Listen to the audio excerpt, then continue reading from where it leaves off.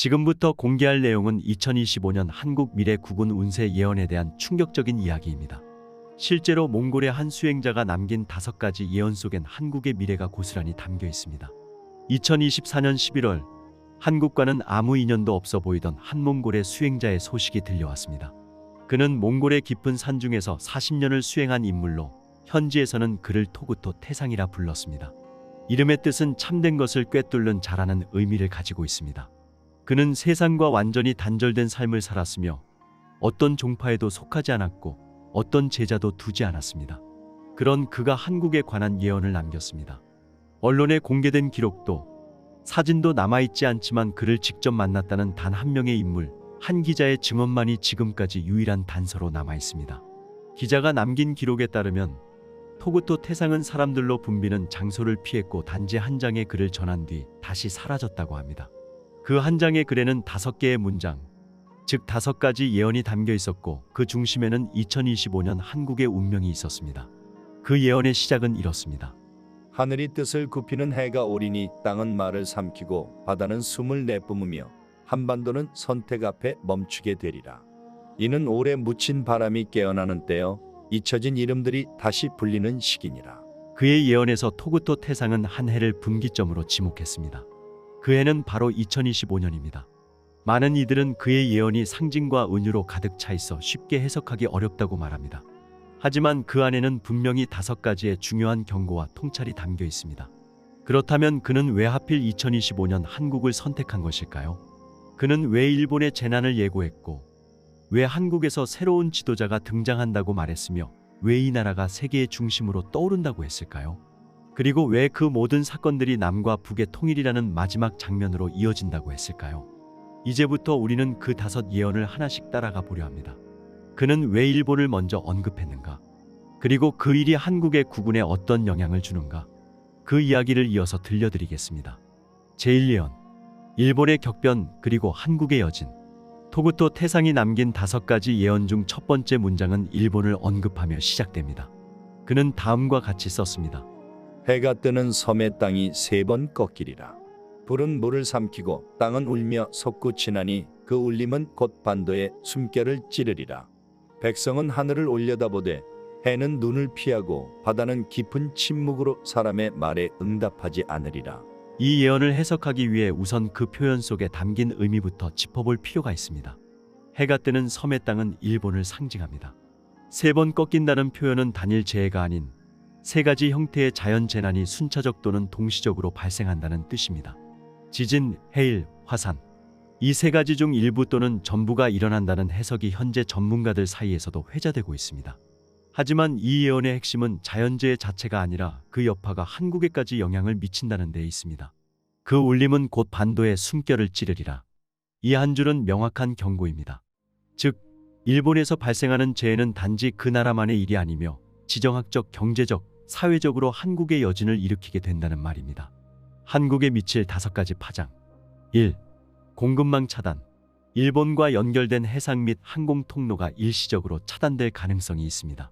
이로 인해 물자 부족, 물류 지연, 산업 정체 등 생활의 기본 질서가 흐트러질 수 있습니다. 2. 원자력 방사능 위험 확산. 지진 또는 화산 활동으로 인한 핵시설 파괴 우려도 큽니다. 이 경우 바다와 공기를 통한 확산이 우려되며 국민의 불안은 극도로 증폭될 수 있습니다. 3. 국민 심리 불안. 민심의 흔들림. 토구토 태상은 백성이 하늘을 올려다본다고 했습니다.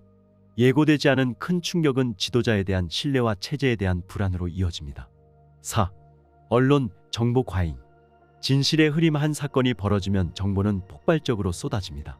이 혼란 속에서 무분별한 보도와 괴담, SNS 발언이 현실과 감정 사이의 거리를 더욱 넓힙니다. 5. 정치적 급류. 다음 예언으로의 연결. 이 모든 흐름은 차기 지도자, 즉 2번째 예언으로 연결되는 사회적 기류 형성의 밑그림이 됩니다.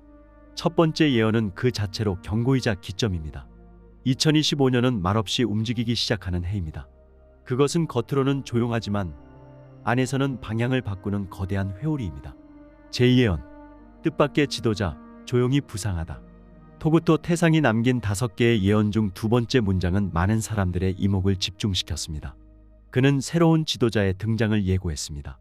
그것도 누구나 예상할 수 있는 인물이 아니라 전혀 다른 길에 서 있던 자, 기억되지 않았던 자라고 말했습니다. 이 대목은 2025년을 기점으로 한국 사회의 정치적 지형이 급변한다는 신호로 해석됩니다. 잊혀진 자가 다시 불릴지니 무명 속에 걷던 자 그 침묵은 뿌리의 깊이요 그 걸음은 바람이 택하리라.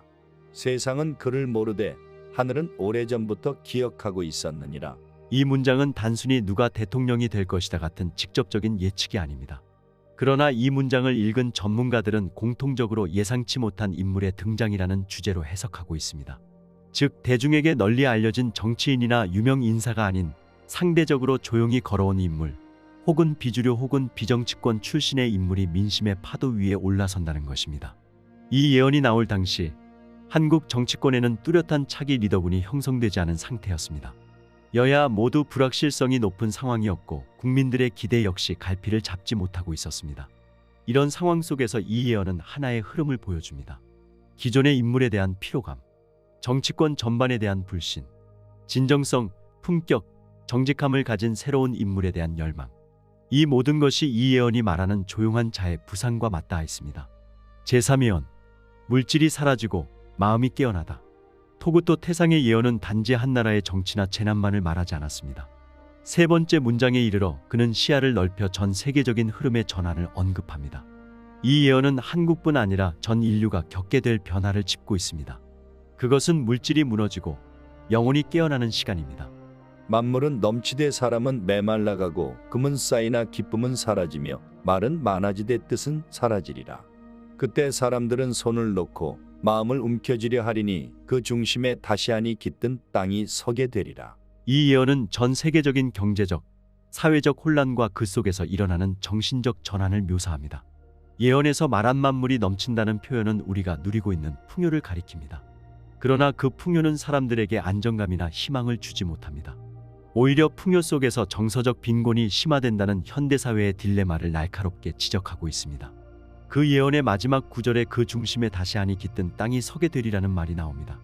여기서 말하는 한이 깃든 땅은 그의 이번 예언의 흐름을 보아하니 이 역시 한국을 뜻한다고 해석됩니다. 한국은 오랜 아픔과 분단, 외세의 침탈 그리고 내적 갈등을 경험한 나라입니다. 하지만 그 아픔은 단순한 상처가 아니라 정신의 깊이로 전환된 역사적 체험입니다. 이제 세상이 물질에서 마음으로 옮겨가는 시점에서 한국이라는 나라가 그 방향을 제시할 준비가 되었다는 암시로 읽힙니다. 제4예언, 남과 북, 하나의 숨으로 이어지다. 토구토 태상이 남긴 5문장 중 가장 조용하지만 가장 큰 울림을 주는 문장이 바로 네 번째 예언입니다. 이 예언은 한국이라는 민족의 오래된 분열, 즉 남북 분단과 그 끝에 대해 말하고 있습니다. 그는 분단이라는 단어를 쓰지 않았습니다. 대신 하나였던 것의 회복 그리고 그 회복이 정치적 흥정이 아닌 민심의 흐름에서 비롯된다고 말합니다. 두 숨결이 서로 등을 돌렸으나 피는 같고 언 땅의 기운도 같도다.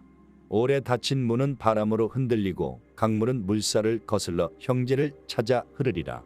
이합은 검이 아닌 마음으로 이루어지리니 마침내 하나의 기운이 북을 감싸리라. 이 문장은 그 어떤 정치적 구호보다도 더 본질적인 메시지를 품고 있습니다. 즉, 남북 통일은 국가의 명령이 아니라 민심이 먼저 움직일 때 시작된다는 원리입니다.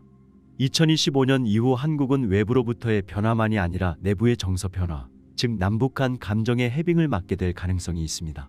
여기에는 몇 가지 조건이 깔립니다. 외부의 혼란이 클수록 내부 결속에 대한 열망이 높아짐, 지도자의 교체와 새로운 민심 기조의 등장, 정치가 아닌 문화와 정서, 생활 기반의 교류, 영적인 가치 회복과 민족 정체성에 대한 재인식. 이 예언이 강력한 이유는 통일이라는 단어를 직접 쓰지 않고도 그 과정의 원리를 보여주고 있다는 점입니다. 제5예언, 마지막 문, 선택의 시간. 토구토 태상의 마지막 예언은 가장 짧고 간결한 문장으로 이루어져 있습니다. 그러나 그 짧은 말 속에 담긴 의미는 앞서 4개의 예언을 모두 꿰어 하나로 모으는 핵심이라 할 수 있습니다. 이 문장은 어떤 사건이나 인물, 시점을 특정하지 않습니다. 대신 우리 모두에게 향하는 질문을 던지고 있습니다. 길은 문 앞에 이르렀으나 누구도 그 문을 넘으려 하지 않도다.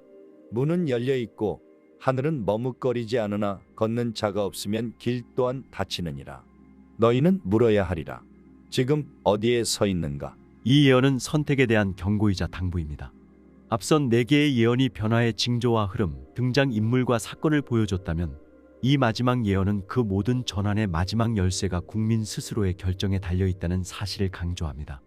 2025년은 전 세계적으로 위기와 기회의 문턱입니다. 기후, 경제, 정치, 기술, 민심 모든 것이 변화를 요구하고 있지만 그 변화는 저절로 오지 않습니다. 예언이 말하는 마지막 문은 한 인물이나 정권의 문제가 아니라 우리 사회 전체가 하나의 결정을 내려야 하는 순간을 의미합니다. 우리는 어떤 지도자를 선택할 것인가? 우리는 어떤 사회를 만들고자 하는가? 우리는 다시 하나가 될 준비가 되었는가? 우리는 지금의 흔들림을 외면할 것인가? 마주할 것인가? 이 물음에 대한 대답은 토구토 태상이 아닌 바로 우리 자신의 몫입니다. 2025년, 지금 이 순간 우리는 하나의 거대한 흐름 앞에 서 있습니다. 예언이 맞느냐 틀리느냐는 중요하지 않습니다. 그 말들이 지금 우리의 마음을 움직이고 있다면 이미 그것은 현실의 일부입니다. 예언은 끝났고 이야기는 우리 손에 넘어왔습니다. 지금부터의 시간은 우리 각자가 써내려갈 예언의 다음 문장입니다. 지금까지 2025년 한국 미래 국운 예언, 몽골 수행자 토구토 태상이 남긴 5가지 운명의 메시지. 예상치 못한 지도자의 등장부터 세계 혼돈 속 한국의 중심 부상, 남북의 정서적 통일, 그리고 마지막 선택의 시간까지.